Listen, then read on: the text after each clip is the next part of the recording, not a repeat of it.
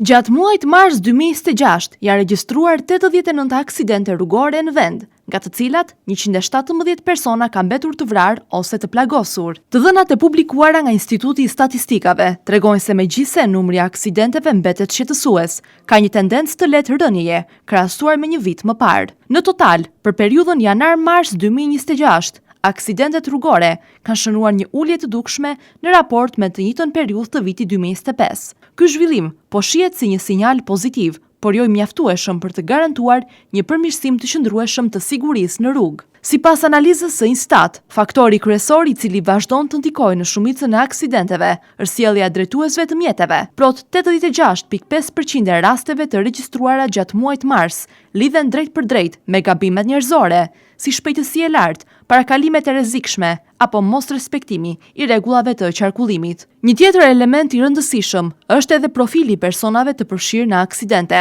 Grup mosha 25 deri në 34 vjeç rezulton më e prekura, duke zënë shumicën e totalit të rasteve. Kjo po tregon se një pjesë e konsiderueshme e aksidenteve përfshin drejtues relativisht të rinj, shpesh më aktiv në qarkullimin rrugor. Për sa i përket shpërndarjes gjatë javës, dita e njëjte rezulton më problematike, me 18% të aksidenteve të regjistruara. Në anën tjetër, dita e diel ka numrin më të ulët, vetëm 9%, çka mund të lidhet me qarkullimin më të reduktuar të automjeteve. Për sa i përket orarit, orari më kritik mbetet fundi i ditës. Intervali orës 17 deri 19 përqendron 23.6% të aksidenteve, një periudhë kur trafiku rritet ndjeshëm për shkak të kthimit nga puna si dhe lëvizjeve të shumta në qytet.